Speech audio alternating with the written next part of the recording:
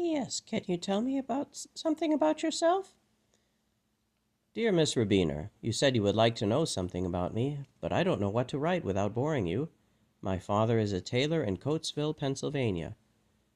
I was born in Coatesville and grew up in Coatesville. Coatesville is even smaller than Medford. That's all I can think of. Sincerely, Captain Jacob S. Ludwig, U.S. Army. Dear Captain Ludwig, you could do better than that. Sincerely, Louise Rubiner. Dear Miss Rubiner, all right, I'll try. Coatesville has a population of 5,000, and it's 25 miles due west of Philadelphia on Route 30. I have only one sibling, a sister named Betty. It is just us two children, which I suppose is a little unusual since my father is one of 12 children, all girls, so I have a lot of aunts. Sincerely, Captain Jacob S. Ludwig, U.S. Army. Keep going. There is not much more to tell. During high school, I worked at a soda fountain after school and during summers. I enjoyed making root beer floats most of all because it took a lot of practice to keep the foam from dripping all over my hands when I added the ice cream. My next job was working at the Lucan Steel Mill on the outskirts of Coatesville, also after school and on weekends. Then I went to college and then medical school. Right after medical school, I was drafted. Now you know all there is to know about me.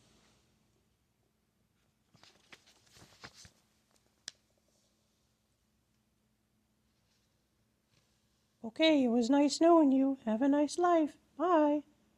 Dear Louise, I'm so sorry for not writing.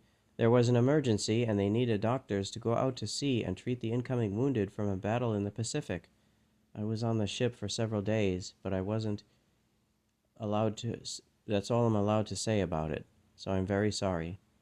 I received your letters, but I wasn't allowed to write to anyone. You must have thought I was extremely rude.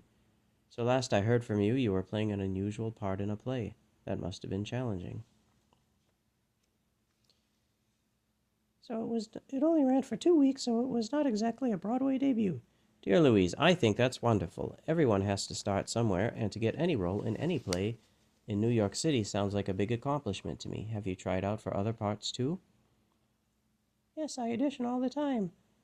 Skip down. Now, I should have told you that. Now you think I'm crazy. You don't sound crazy at all. You sound passionate. I don't feel as passionate as that about anything. I wish I did. I feel angry about the war, but that's not the same. When I was in college, I thought about becoming an architect, and I even took a course in it.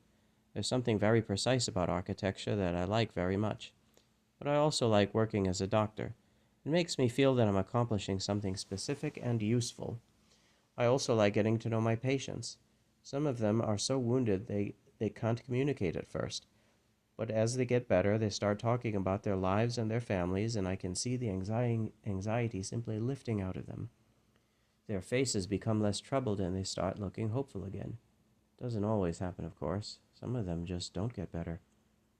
Sorry, that was the longest paragraph I have ever written. Except once when I wrote a 3-page letter to my father right after high school, telling him that I didn't want to follow in his footsteps. He read it quietly, handed it back to me, and said, "So you want to become a doctor instead of a tailor, and you think I'm going to be mad at you? Your mother's out there dancing in the kitchen." Ah, On a more practical note, I've been looking into getting a plane to New York.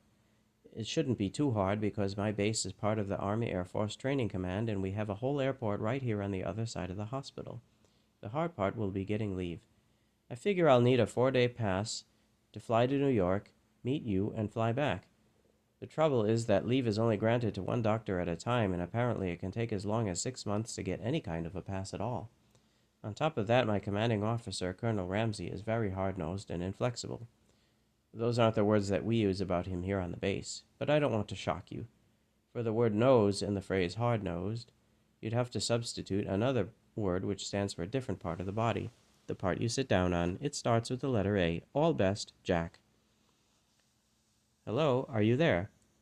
Oh no, now you're offended. I'm so sorry. I shouldn't have tried to be so funny.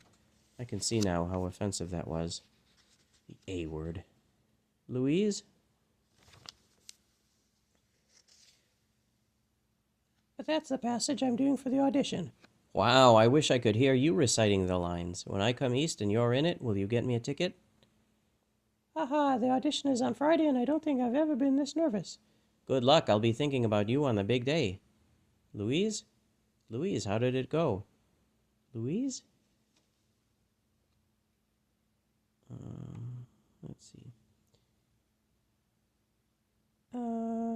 So how are you? I think I'm better than you are at the moment. You got that right. Jingle bells, or let it snow, let it snow, let it snow. December 14th, 1942. Dear Louise, happy holidays. The bad news here is that Colonel Ramsey still hasn't granted my request for leave, and now I think it won't happen until January. I know that a 4-day pass doesn't sound like much, but if you could see the state of our patients, you'd see the problem. Severe burns, missing limbs. But these kids are fighters, and they don't give up. How will you be spending the holidays? Dear Jack, I think I'll take my usual very religious attitude and go on a pilgrimage to Macy's. Does the hospital put up lights or anything? They do put up lights, and we also have a Christmas tree and a menorah in the visiting area. I understand that last year there was a party on Christmas Eve, and they tried to get everybody out of their beds to dance. Yes, dance. And I suppose I'll try it in the spirit of fellowship. Meanwhile, somebody put mistletoe up over the doorway to the surgical area, and as I walked through the door after an operation yesterday, one of the nurses gave me a kiss. I tell you this because in the Army we believe in full disclosure. What's her name? I'll scratch her eyes out. Her name is Annie, and she's about 80 years old. I'll still scratch her eyes out. In show business, we believe not only in full disclosure, but also revenge. How are you holding up? I'll be fine, thank you for asking. It's the patients I'm worried about. Most of them are just teenagers, for goodness sake. I still can't believe there is a war. My father says the human race is no damn good, and I'm inclined to agree with him. Did you read Eleanor Roosevelt's column last week? She said, I wonder that the time does not come when young men facing each other with intent to kill do not suddenly think of their homes and their loved ones, and realizing that those on the other side must have the same thoughts, throw away their weapons of murder. I'm sure I'll write again before the end of the month, but in case something happens, I just want to wish you a very happy holiday. You've made the past few months very enjoyable for me.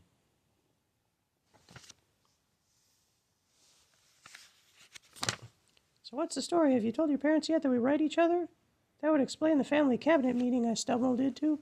Dear Louise, no, I've never told my parents about our letters, but I think Betty found out and she may have told them. There's a GI on my base who's from a town near Coatesville, and he dated her once. And I guess I bragged about you a couple of times at the hospital. I'm sorry about that. What are you sorry about? It means you like me. I guess it does. Any word from Colonel Ramshackle about your leave of absence? No, not yet. But I submit the paperwork at least once a week.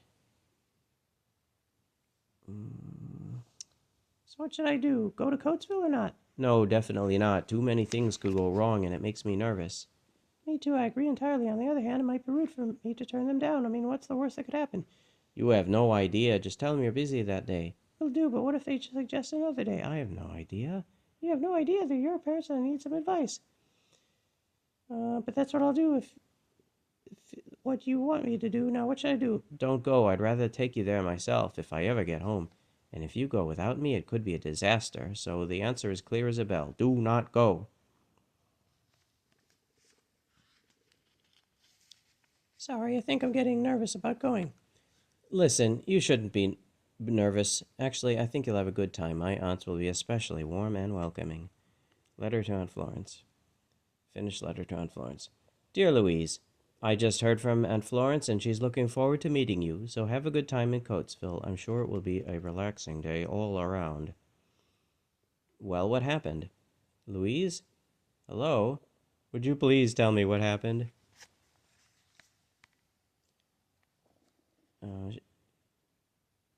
P.S. Betty says she feels awful about what happened, but she said she'll make it up to me by taking me camping in the wilderness, but I told her that was highly unlikely. Dear Louise, your letter amused and horrified me. Thank goodness you're all right. I hope you don't think that Betty pushed you on purpose out of some crazy sibling jealousy or something. Let me think that. We can think it together. Now, what's the story with Colonel Ramsbottom? Is this guy ever going to give in? He better, or my parents will kill him. As soon as you left Coatesville, they wrote me a 3-page letter raving about you. As soon as I read it, I marched right in to see Colonel Ramsey, and I reminded him that it was 8 months since I requested leave. He could see how angry I was, and he looked me straight in the eye and said, he'd think about it.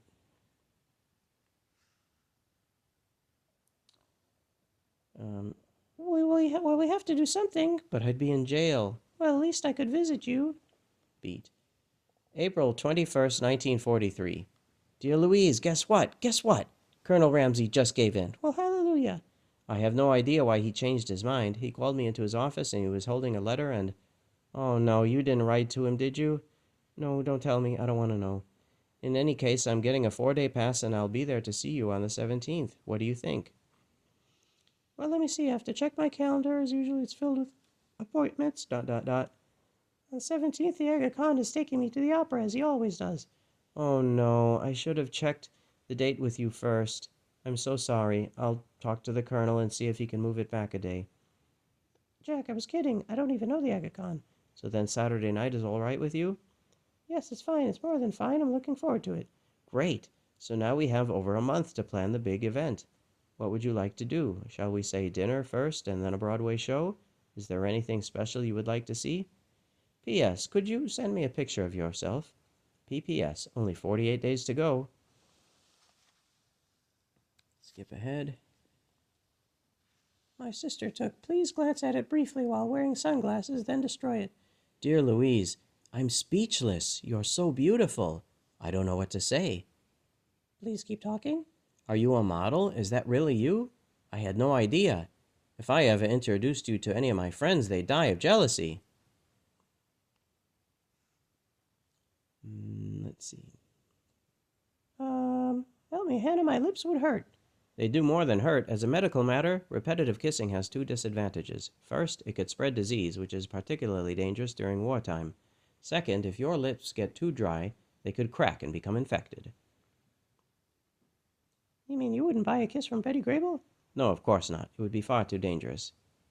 Eddie Lamar, possibly, but in moderation. You're a fraud. I know, but it was a trick question. End of act, then the phone conversation, and then the end of Act 1.